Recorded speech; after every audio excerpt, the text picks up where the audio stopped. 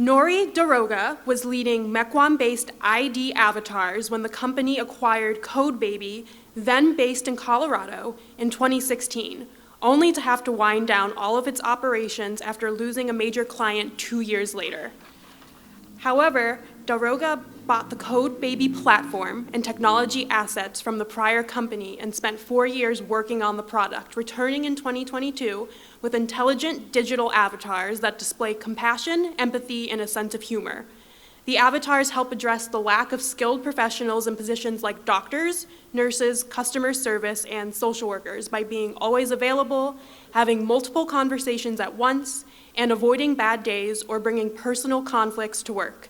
In addition to Milwaukee, the company also has employees in Chicago, Colorado, and Connecticut.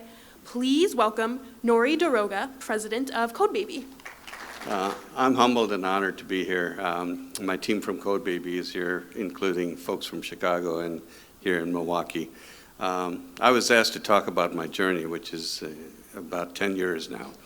So I started in 2013. I was the CEO of a company that used to provide care for family caregivers, people who were taking care of loved ones at home, and the sandwich generation, as they were called. And so the product that this company offered was the ability to go through, do an assessment for a family caregiver with a social worker, figure out what you really needed, and then being able to put it into some algorithms and come up with suggested outcomes for you so that you would continue to do this and take care of your family members. And the clients were primarily states because Medicaid was a large user of this, and it costs a lot of money if you have people going into facilities. So I suggested that perhaps a computer could do this, which would be go through the assessment, guide you through it, and come up with the report that you would end up having. And I was laughed out of the room. It was basically a computer can't ever do that. And the second thing, I said, well, I want to do it in Milwaukee, and just like the last few speakers, I was laughed out of the room too. It's like, well, shouldn't you and who else? There isn't anybody here that can do that.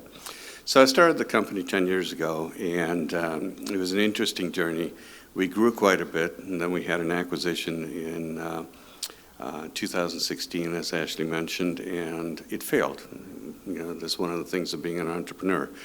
You take a lot of risk. The reward is good.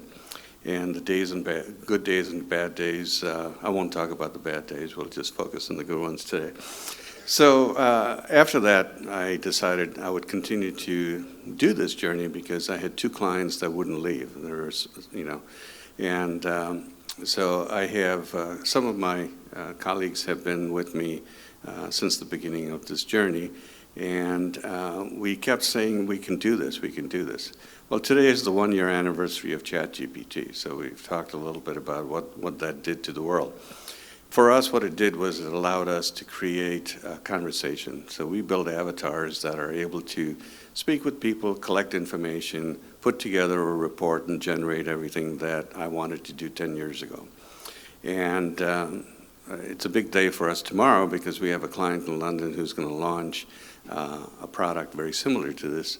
They use a psychologist to go through an assessment of employees and then generate a report with the psychologist. So by the time you schedule the time with the person, you go through it and do the interviewing, and the psychologist puts the report together. It's about 2 days. So tomorrow, they'll be able to do it in 1 hour. And they'll be able to do 1,000 at a time, 1,000,000 at a time. It won't really have, the scalability will be pretty incredible. So the journey is one where you stick to it. Even though we went into receivership, and my lawyer who helped me out of there is in this room.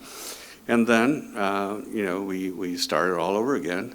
But tenacity is probably one of the traits of an entrepreneur that's really, really important. You can't afford to give up. You've put everything you've got in it, and you have to keep going. And those are some of the things that I learned. And the other one was don't lose your day job. You need to have another source of income because this is like asking an infant to support you. It's not going to happen.